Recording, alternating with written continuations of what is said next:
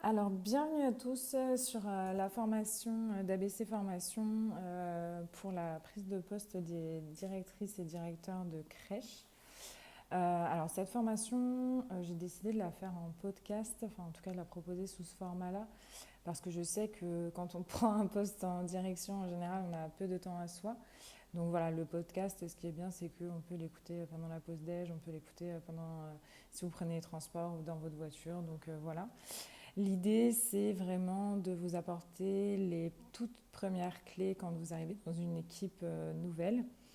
Et donc, ça s'adresse vraiment à des personnes qui débutent sur des postes à responsabilité ou alors ça peut s'adresser à vous également si vous avez déjà eu des postes à responsabilité mais que vous voulez retravailler ou revoir justement on va dire votre process de prise de poste.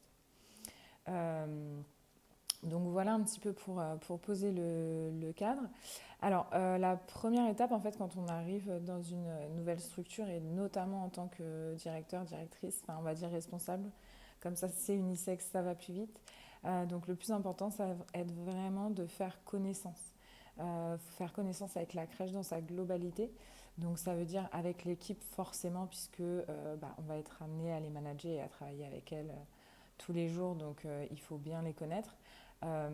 Mais aussi avec les familles, aussi avec l'environnement institutionnel, donc tout ce qui va être PMI, CAF, si vous travaillez en municipal, tout ce qui va être élu de votre branche, entre guillemets, donc tout de coordination petite enfance, etc. Euh, de l'équipe municipale. Et puis voilà. Donc voilà, en tout cas, faire vraiment le tour de tous les interlocuteurs de la structure et que vous soyez bien identifié comme directrice ou directeur. Euh, alors moi, ce que je faisais quand j'arrivais, c'est que souvent j'envoyais un mail à tout le monde, donc famille, équipe, PMI, CAF, etc. Avec une petite photo, je trouve ça toujours plus sympa et plus avenant, on va dire, et moins formel aussi. Mais après, ça dépend de chacun et de votre personnalité, il faut que ça vous ressemble. Moi, j'aime bien instaurer vraiment une relation de proximité. Mais bon, si vous n'êtes pas à l'aise, vous n'êtes pas obligé de mettre une photo.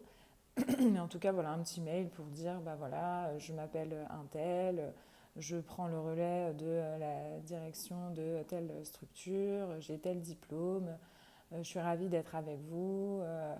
Euh, ou voilà, je suis ravie de rejoindre l'équipe. Euh, je me tiens disponible pour toute interrogation, des choses comme ça. Voilà, en gros. Hein, ou alors, ce qu'on peut faire aussi, donc on a parlé du mail, on peut faire aussi une petite affiche. C'est ce qui est fait généralement quand il y a des stagiaires aussi qui viennent en crèche. Donc pareil, une petite affiche avec une petite photo pour dire qu'à partir de telle date, c'est nous qui sommes directrices et qu'on se tient, ou directeur, pardon, et qu'on se tient disponible au bureau sur tel ou tel horaire si vous les connaissez. Voilà, tout ce qui va permettre en fait non seulement de vous identifier, mais aussi de sécuriser les parents. C'est bon, il y a quelqu'un au poste de direction, cette personne est là, elle est présente, elle est, euh, comment dire, elle se présente. C'est plus, voilà, c'est plus un point d'interrogation et ils sont vraiment stabilisés dans leur esprit. Donc ça, c'est vraiment la première étape. C'est à vous de faire le premier pas. Hein. C'est vraiment à vous de faire le premier pas, surtout dans des équipes où il y a eu beaucoup de changements. Les familles ne sont plus très avenantes parce qu'elles en ont marre de créer des débuts de relations qui à chaque fois les professionnels s'en vont ou autres, ou c'est que des CDD. Donc voilà, et les équipes c'est pareil, elles ont beaucoup de mal à s'investir après comment dire, dans l'arrivée de nouvelles professionnelles, même de directrices, quand il y a eu des heures avant, pareil, soit beaucoup de turnover dans une équipe ou si ça s'est mal passé avec l'ancienne directrice, etc. Donc c'est vraiment à vous de faire ce premier pas, de se présenter, de laisser la porte du bureau ouverte dès qu'il y a un parent qui passe, de dire bonjour, voilà, de parler 3 secondes, c'est vraiment important. Donc voilà un petit peu comment faire connaissance avec la crèche.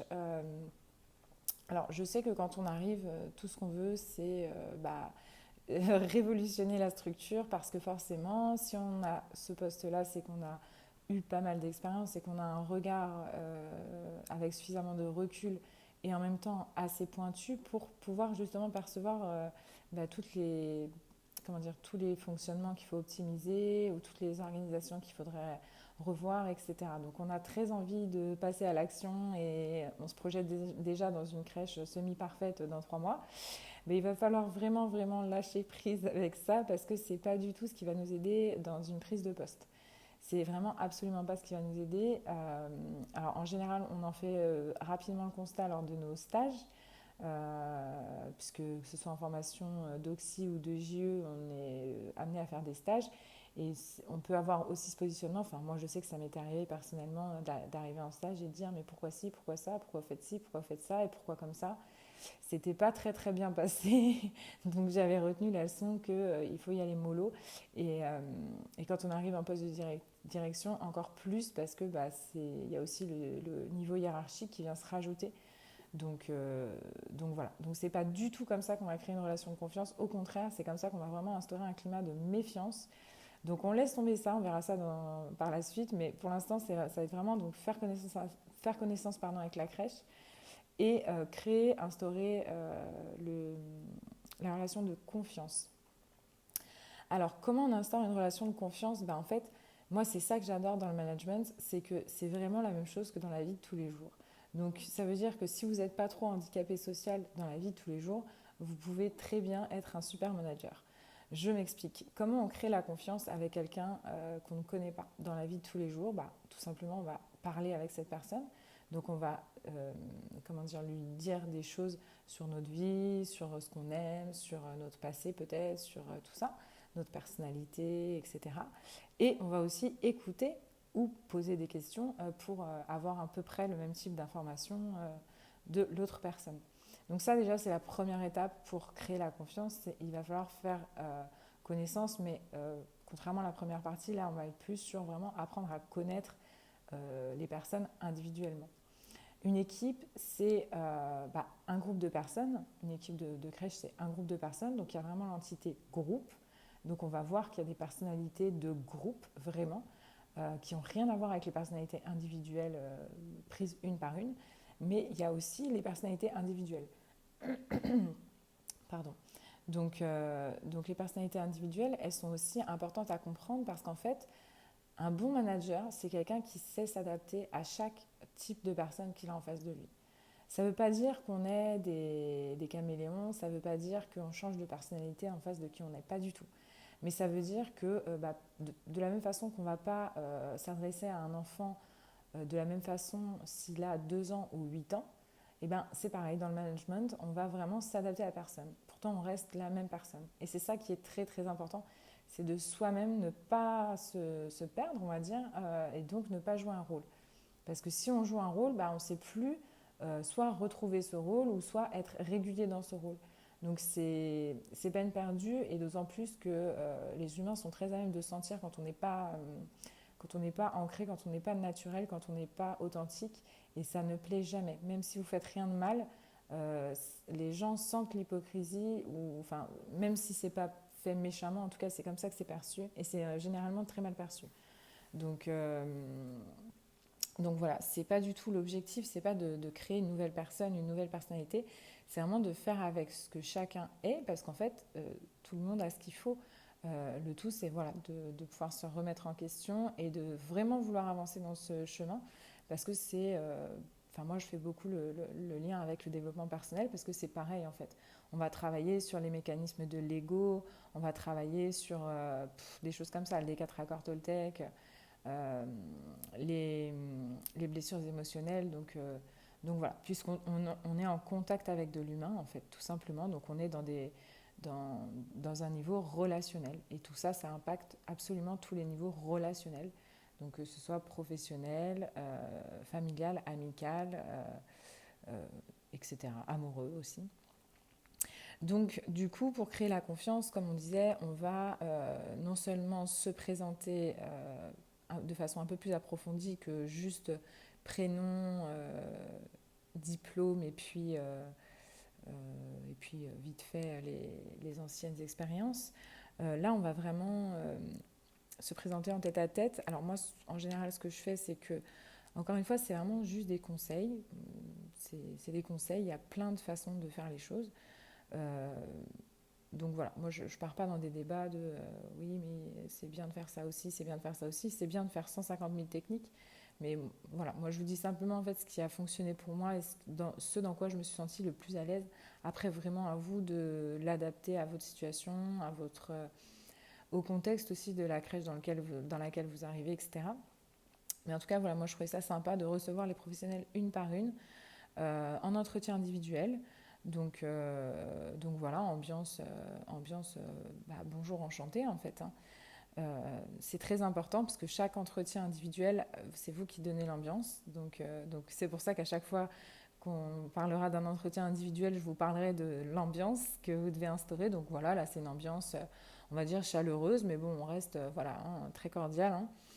Ce que je vais faire, c'est que je vais vous mettre un lien avec une trame de, d'entretien, en fait, du type de questions que je pouvais poser lors de ces entretiens de rencontre. C'est bien de les nommer et c'est bien de les noter aussi sur si un tableau, par exemple, tableau de réunion, dans la salle de pause en général, de noter, comment dire, rendez-vous de rencontre, et puis chaque professionnel, et puis la date et l'heure à côté. Parce que c'est vraiment marquant. Déjà, l'écrit est toujours plus marquant que les paroles. Comme on dit, hein, les paroles s'envolent et les écrits restent. Donc de le voir écrit, c'est bien, parce qu'encore une fois, l'idée, c'est vraiment de j'essaye de trouver les mots, mais en fait, l'idée, c'est un peu de cocooner une équipe. Il faut qu'elle se sente bien, l'équipe. Si on veut qu'elle travaille bien, il faut qu'elle se sente bien. Donc, c'est vraiment ça aussi, c'est d'arriver et, que l'équipe sente qu'elles sont prises en main, voilà, elles sont cocoonées, elles sont drivées, mais drivées pas dans le sens où on va les piloter et comment dire, et les contrôler. Non, non, mais plutôt dans le sens où on va vraiment les accompagner, les guider, être à côté d'elles, etc. Donc l'écrit, c'est bien, c'est bien de le mettre sur le tableau. Enfin, moi, je trouve ça bien. Donc ensuite, pendant cet entretien, en général, moi, ce que je faisais, c'est que je commençais toujours par me présenter moi. Pourquoi? Parce que y a des personnes qui sont timides ou que quand on leur dit je vous laisse vous présenter, ils ne savent pas trop quoi dire. Surtout que voilà, ça peut être aussi des professionnels que ça fait un moment qu'elles sont en poste et ça fait très longtemps qu'elles n'ont pas passé d'entretien d'embauche, donc elles peuvent se sentir un peu impressionnées.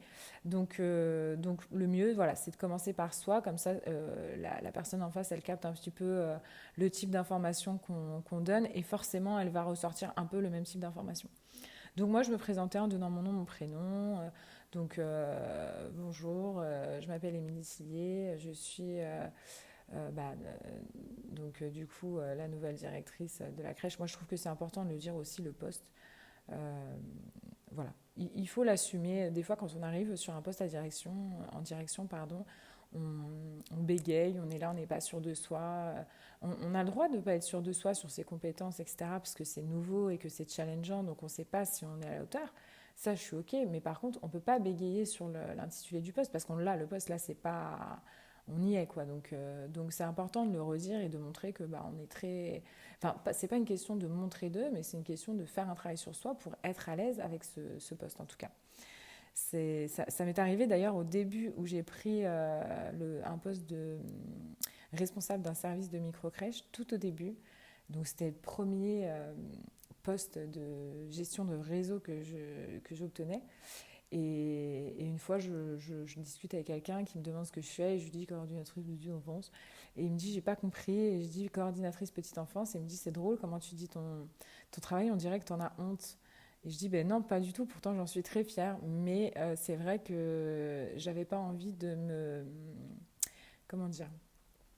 J'avais l'impression que ça pouvait faire prétentieuse en fait. Et j'avais pas envie de mettre mal à l'aise des gens ou que des gens se sentent impressionnés ou je sais pas quoi, parce que c'est pas du tout le but. Voilà, toujours l'ego, hein, on vient toujours traquer l'ego comme je vous disais. Donc voilà, en tout cas, pour la parenthèse, c'est bien de dire l'intitulé de son poste. Donc ensuite, moi j'expliquais un petit peu d'où je venais, ce que j'avais fait. Donc par exemple, j'expliquais tout simplement mon parcours. J'ai passé mon diplôme d'éducatrice de jeunes enfants. J'ai travaillé dans plusieurs structures, crèche, micro-crèche, ludothèque. J'ai fait un stage long en foyer de, comment dire, de jeune maman, mère adolescente. J'ai monté ma micro-crèche que j'ai vendue. Ensuite, je suis passée sur des postes de directrice de crèche. Et là, quand je parle de ça, je parle toujours du nombre de places pour que les professionnels puissent savoir à peu près. Donc je leur dis, bah voilà, là c'était par exemple une structure de 30 berceaux avec une équipe de tant de personnes. Pareil, moi je trouve que c'est bien de leur préciser et après du coup, bah, vous mettez toutes vos expériences, etc. Donc voilà. Ensuite, j'ai expliqué un petit peu que j'avais bougé dans la France quand même, parce que bah, du coup, on voit aussi des fonctionnements ou on va dire pas des pratiques différentes, mais voilà, chaque région a un petit peu ses trucs typiques. Donc voilà, je disais juste ça. Et ensuite, je parlais très très rapidement de ma vie perso. Je leur disais que j'avais 3 enfants et que j'étais séparée. Et, euh, et c'est tout sur ma vie perso. Et ensuite, je disais bah, ce qui me venait par rapport au poste en lui-même. Par exemple, bah, en général, je disais toujours que j'étais ravie de rejoindre l'équipe parce que c'est vrai. En général, quand je prends un job, c'est que je suis ravie, sinon je ne le prends pas. Et puis voilà. Et puis ensuite, je laissais donc la personne se présenter. Alors, bah, ce qu'on attend comme un type d'information pour vraiment créer la confiance et pour du coup mieux la connaître, ça va être donc les informations que moi j'ai données sur moi-même, son âge, d'où elle vient cette personne, est-ce qu'elle a de la famille autour d'elle, est-ce qu'elle n'a pas de famille autour d'elle, est-ce qu'elle est originaire d'ici, est-ce qu'elle a des enfants, est-ce qu'elle est mariée, etc. Dans quel type de structure elle a travaillé et quel diplôme elle a eu. Même si vous le savez, parce que peut-être vous avez les CV des professionnels, etc., c'est bien de le demander. C'est bien de le demander parce que ça ramène aussi les professionnels à leur début et pourquoi ils ont choisi de faire ça. Moi, je trouve ça toujours intéressant de réaborder vraiment du début bah, pourquoi vous travaillez ici, en fait, en gros. Parce que là, c'est pas un entretien d'embauche, mais c'est un entretien de, bah tiens, qu'est-ce qui vous a mené ici Donc moi, je trouve ça bien de demander les diplômes et tout ça, parce qu'il y a aussi des personnes qui ont fait des choses très différentes, qui ont travaillé avec des publics handicapés ou des choses comme ça. Et c'est très important à retenir parce que on peut vraiment comment dire, utiliser ces petites informations euh, bah pour déployer en fait des talents, des professionnels ou pour vraiment les comment dire, j'ai du mal à trouver mes mots ce matin, je suis désolée, pour les comment dire, pour les positionner, voilà, ça y est, les positionner sur un projet bah, qui peut davantage les intéresser ou qui peut être davantage en lien avec les expériences qu'elles ont eues auparavant. Et puis, ça permet aussi de connaître la personne au regard de son expérience professionnelle. Je vous donne un exemple, quelqu'un qui a eu son diplôme il y a 4 ans, qui a fait son stage dans cette crèche et qui a été embauchée dans cette crèche et ça fait 4 ans qu'elle est dans cette crèche, vous savez que c'est une personne qui ne va pas être très ouverte d'esprit. Parce que c'est des personnes... Enfin, encore une fois, il faut prendre du recul avec tout ce que je dis. Moi, je parle en généralité de ce que j'ai vu, quand j'étais manager et quand j'ai accompagné des équipes. Et j'ai vu pas mal de monde. Mais c'est pas, voilà, ça ne veut pas dire que tout le monde est comme ça. Ça veut dire que forcément, moins on a été confronté à des choses différentes, et plus pour nous, la normalité, c'est que cette vision-là des choses qu'on a sous les yeux à l'instant T. Donc c'est bien de l'avoir à l'esprit parce que ça sera beaucoup plus facile, vous verrez après, pour désamorcer aussi quand il y a des petites résistances au changement ou des choses comme ça, parce qu'on sait d'où elles viennent, donc c'est beaucoup plus simple après voilà, de les désamorcer. Donc du coup, voilà, l'idée c'est de savoir un petit peu ça. Je pense qu'on a fait le tour. Et puis aussi une question très importante, moi, que j'aime bien poser à mes salariés quand je fais leur connaissance, c'est qu'est-ce qu'elles attendent de moi, déjà? Qu'est-ce qu'elles attendent de ce nouveau poste de directrice? Parce que vous allez les entendre souvent chouiner de l'ancienne direction, ça c'est normal, on va dire. Mais c'est bien beau de se plaindre de ce qui n'allait pas, mais l'idée c'est aussi de les orienter dès le départ dans une vision qui va être plus positive et plus portée sur les projets et sur l'avenir.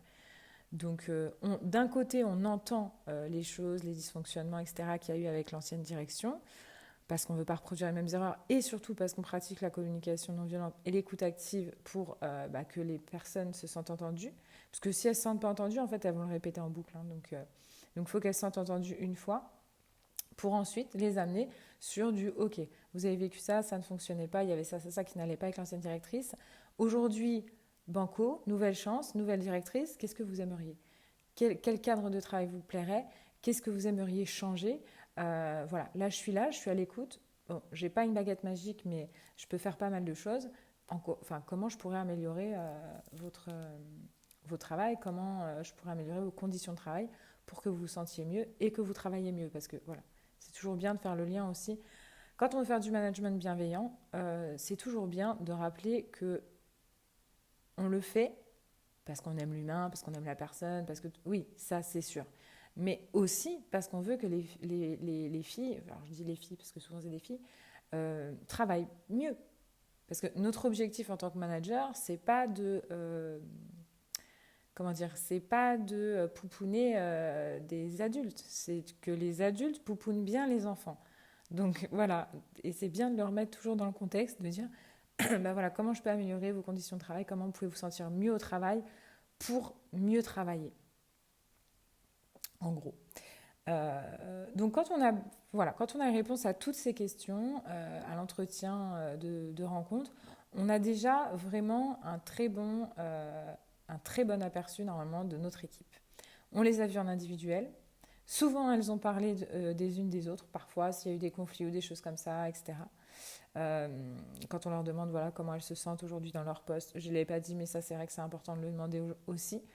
Parce qu'il y en a qui vont vous dire, par exemple, oh, bah moi, j'étais sur le point de partir, mais bon, comme ils changent de directrice, je vais voir ce que ça donne avant de partir, par exemple. Et ils ont le droit, hein, c'est très bien. Moi, je trouve ça bien d'être cash et de savoir, parce que ça aussi, ça va nous permettre d'accompagner le salarié. C'est vraiment très, très important. Et vous allez voir qu'il ne faut pas avoir peur de ce genre de discours, parce qu'au contraire, un bon manager, il va s'appuyer sur ces discours-là. Vous allez voir, je vous expliquerai plus en détail par la suite.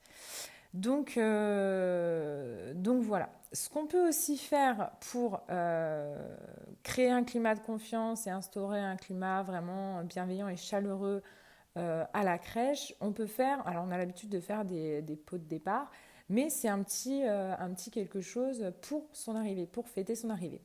Alors, une réunion, je vous avoue que moi je trouve ça très formel, très barbant. Les parents, ils ont déjà les réunions de parents-profs dans les écoles à la rentrée. C'est pas forcément c'est pas forcément très fun, quoi. On va dire pour faire connaissance, hein, c'est comme si on vous invitait à un anniversaire sous forme de réunion. Bon, vous n'êtes pas en mode génial, je vais rencontrer la personne dont c'est l'anniversaire. Non, ça fait vraiment très formel. Ce qu'on veut proposer, par exemple, c'est un petit déj partagé. Donc, un matin, d'installer des croissants, des pains au chocolat, du thé, du café, du chocolat chaud, des petits fruits, des jus, etc. De laisser ça, alors selon comment est configuré votre espace, soit dans l'accueil, soit carrément dans la section. Et puis les familles, en même temps qu'elles viennent déposer leur enfant, donc elles sont prévenues à l'avance évidemment, hein, donc une petite affiche, un petit mail, et on le redit à l'oral, d'où l'intérêt de laisser toujours sa porte ouverte, sa porte de bureau, parce que comme ça, dès que les parents y passent, nous on sait qu'on a des messages à faire passer et il faut les faire passer à l'oral. C'est très très important. Et surtout, c'est important que ce soit vous qui le fassiez passer et pas que l'équipe lors des transmissions avec les enfants, parce que là, le but, c'est de créer du lien avec vous. Donc il va falloir s'y mettre, quoi. Donc voilà, quand la porte est ouverte, hop, on voit les parents passer. Tiens, ah bah tiens, est-ce que vous avez vu le petit mot pour le petit déj partagé que je vous propose mardi prochain voilà, bah écoutez, si vous voulez, vous pouvez arriver, voilà, un quart d'heure, 20 minutes en avance, comme ça au moins, vous avez le temps de prendre le petit déj avec, je sais pas, votre petit bout de chou, je sais pas comment il s'appelle, avec Léo. Et puis, voilà, ce sera l'occasion pour moi de faire connaissance un peu plus avec les familles, dans un cadre convivial, etc. Et puis, c'est aussi l'opportunité de commencer bien la journée avec une petite viennoiserie, c'est sympa. Voilà, on tourne ça un peu comme ça. Enfin, voilà, moi, c'est comme ça que je le tourne en tout cas. Donc, si ça vous convient, bah, j'ai pas de copyright, hein, allez-y. Euh, Donc voilà, c'est important de le redire à l'oral et puis surtout, ça motive vraiment les gens à venir parce que l'écrit, ça convoque généralement, globalement, ça convoque chère famille ou tous les parents. Alors que là, la personne, elle se dit, ah bah tiens, elle a envie que moi je vienne parce qu'elle me l'a dit à moi directement, personnellement, quoi. Donc voilà. Et ce qui est important, alors on pourrait se dire, bah, s'ils n'ont pas envie de venir, ils ne viennent pas. Oui, bien sûr. Mais bon, qui ne tente rien à rien. Et puis surtout, euh, une crèche dans laquelle les familles et l'équipe sont vraiment dans le même mood que la directrice, c'est une crèche où vous allez vous régaler. C'est une crèche où vous allez pouvoir faire plein de projets. Les parents, ils seront toujours derrière vous. Il y aura toujours des accompagnants. Il y aura toujours des gens qui vont, je ne sais pas moi, vous donner du matériel de recyclage pour faire vos activités. Ils seront investis, en fait. Et c'est ce qu'on cherche. On cherche à avoir des personnes et des familles investies. Donc après, il y en a qui le sont, il y en a qui le sont moins, mais c'est aussi à nous de faire l'effort de les investir. Donc, euh, donc voilà pourquoi c'est si important. Et du coup, voilà, pendant ce petit moment informel, bah, ça peut être bien. Alors, juste pour rappeler quand même les règles, parce que je pense que les questions vont tomber, surtout quand on est débutante ou débutant pardon, en direction. Par rapport au taux d'encadrement, quand il y a des événements comme ça, un peu festifs, où les parents sont dans la structure, il faut savoir qu'il ne faut pas faire pointer, si vous avez une pointeuse ou que vous notez l'heure d'arrivée de l'enfant, il faut bien préciser aux parents, et ça vous le mettez sur la fiche à l'écrit, que les parents sont responsables de leurs enfants tant qu'ils sont présents en fait. Donc ça c'est la première chose, voilà pourquoi on ne les pointe pas. Je vous dis n'importe quoi, votre petit déj il est prévu de 8 à 9, d'accord? Vous avez un parent qui arrive à 8h15 alors que normalement il dépose son enfant à 8h30. Vous n'allez pas le pointer à 8h15 l'enfant. Parce que si vous le pointez à 8h15 et qu'il se passe quelque chose pendant ce temps, il est sous votre responsabilité, il est pointé, il est sous la responsabilité des professionnels. Or, ce n'est pas le cas. Le parent est présent. Le parent est présent, donc la responsabilité, elle prend le relais automatiquement sur le parent. Donc, on le pointe à son heure arrivée habituelle et au moment où le parent va partir. Voilà. Ce qui permet qu'il y ait énormément d'enfants et de parents dans l'espace en même temps, sans qu'on soit pas bon au niveau du taux d'encadrement, même si toutes les professionnels ne sont pas arrivés. Puisque du coup, là, chaque parent est responsable de son enfant. Donc voilà pour la petite parenthèse réglementation. Bon, bah écoutez, moi je pense que pour le tout premier podcast sur vraiment les tout débuts de la prise de poste de direction, je pense que ça devrait pas mal vous aider. Je vous mets en lien le questionnaire comme je vous expliquais et puis peut-être je vous ferai une petite introduction comme je l'ai faite là à l'oral pour ceux qui ne sont pas très très à l'aise encore pour préparer votre petit pitch pour votre rendez-vous de rencontre avec vos équipes. Et puis voilà, bah écoutez, à un prochain podcast si tout va bien. Et puis prenez soin de vous et prenez soin des autres autour de vous aussi. Belle journée!